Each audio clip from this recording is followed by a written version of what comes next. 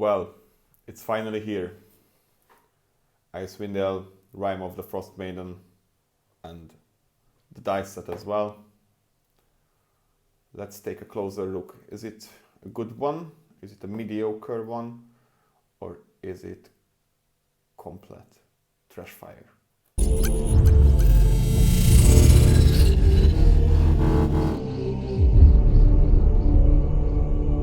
Okay, so first let's start with the dice set. We will do a live unboxing because it's cool, I guess. Come on.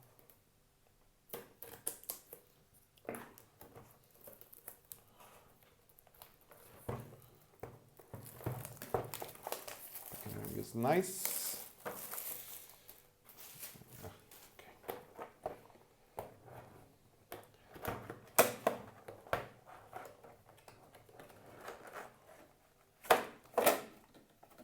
It doesn't need that one. Okay, so first, what? The dice. Okay.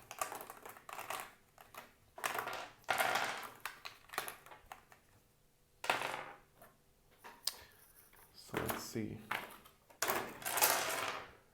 These are the dice. It's the usual one that you are getting with the starter and essential kit. 4 D6s, 2 D20s, and one of the other ones.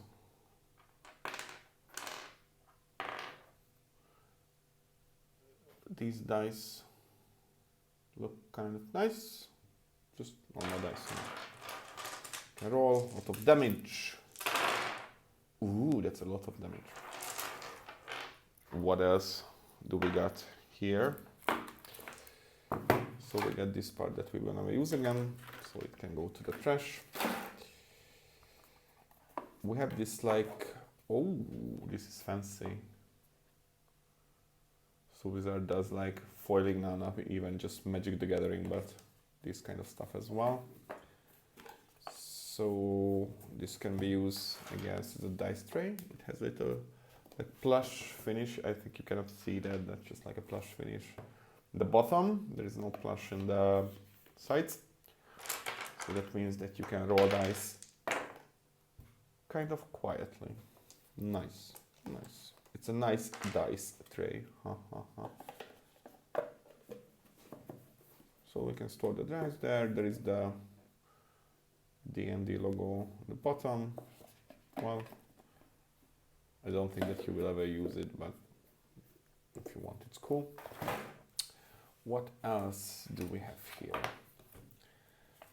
So we got a smaller map of Icewind Dale. I think this is the map that includes that is included in the book as well. So you can see the 10 towns. The map of the 10 towns is like really tiny, but it's okay. And this is the bigger Icewind Dale that we will come back a couple of minutes. What's this?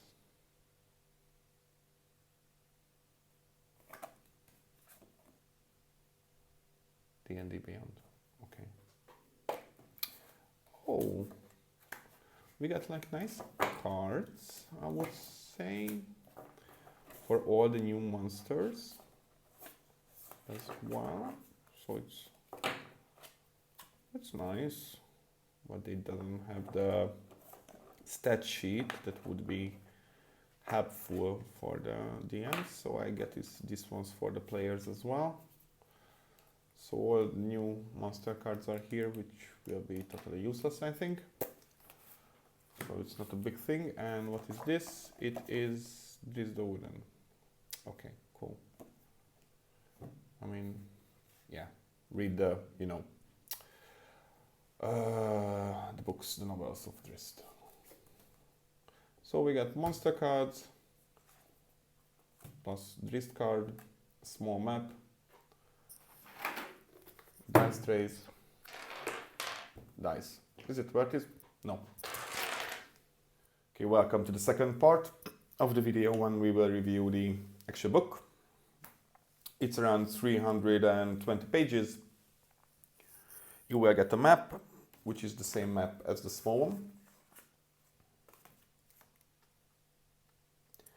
And it is the second product of the reimagined D&D campaign. The first one was the essential box.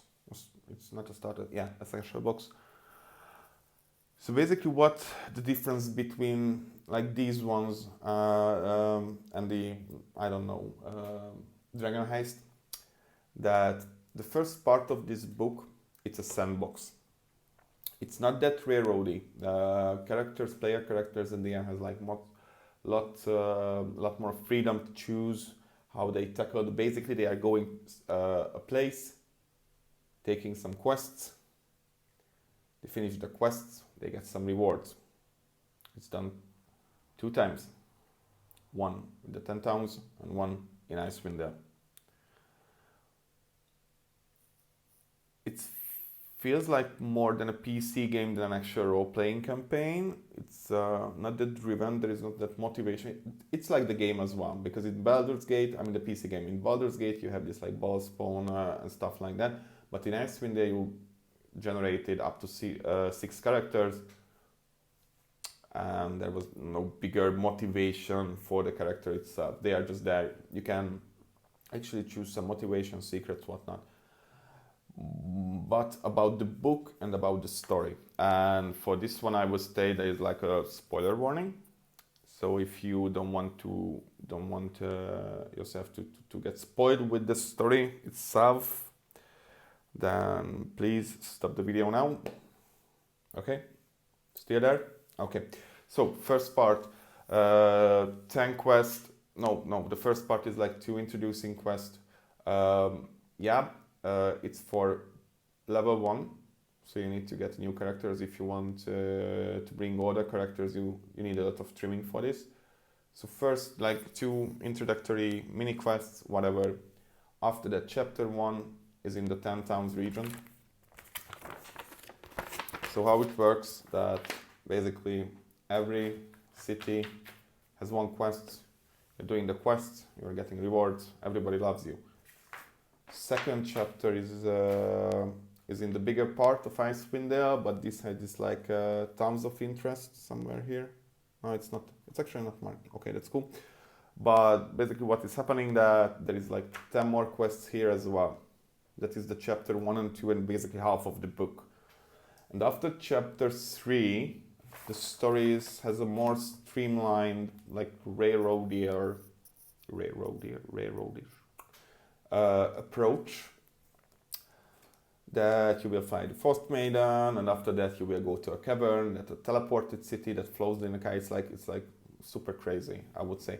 I think it's a really good story until you found and there was an opportunity to fight the main villain, who is the Frostmaiden, but you can like defeat the Frostmaiden on the 5th chapter or 4th one, doesn't matter, and you have still like 2 or 3 chapters after that takes like a 180, and it introduces you for a different kind of story, or a bigger one. I know that they wanted to like give Icewind Dale a bigger meaning, like it's a big place, and not only the Frostmaiden who is like causing eternal winter in Icewind Dale, but more than hey, there is actually more stuff to do.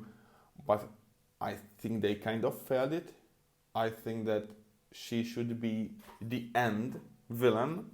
Maybe this city in ice should be first, and after the encounter, the possibility of the encounter with the Frostmaiden itself. But the book itself the art is really good. I really like the art. It really gives you back this like old like feeling of like Icewind Dale. It's like really cold. I really like that every city has a big description, like East Haven. You remember East Haven? Well, yeah, from the games and stuff like that. So it's kind of cool. So every city has its coat of arms, like what kind of friendliness, the services, the comfort that you can get, how can you travel there, and there is like one quest.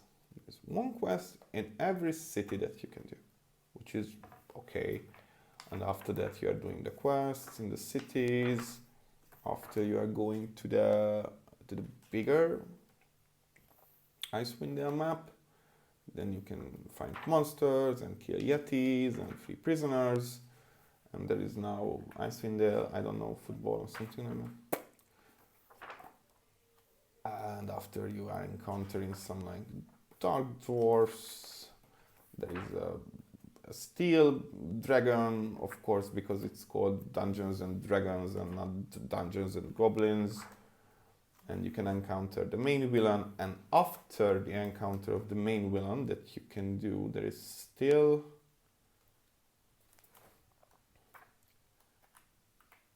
this amount of stuff that you can do. It's like 40 more pages, but it's just like it's the main motivation before it was just like this, like eternal winter, the main villain causing it, what's the trouble, and okay, if you're not killing it in chapter 5, you have an opportunity to do it after, but it still just doesn't end up. It's just this like 40 pages for me, it's like an afterthought. It's a really, I mean, it's not a bad one. It has this like hidden city in the ice, and it's really looks nice. It's like remember, it's kind of looks like, I don't know, like a drow city or something in Underdark or something like that. But it's like a mage city of something. But it's just like it's like an addendum. It's like, hey, we need to make a 320 pages book, but we only get like 220. Or what should we do? Well, add like 3 more chapters. Okay. After, of course, you get this appendix. You get like 50 or 60 new monsters from Icewind Dale, which is kind of nice. Or the yetis, gnolls, kobolds, mountain goats. A couple of magic items in the beginning, yeah, and it's a couple of magic items, random to Frostmaiden, and of course the map. And that's it. That's it.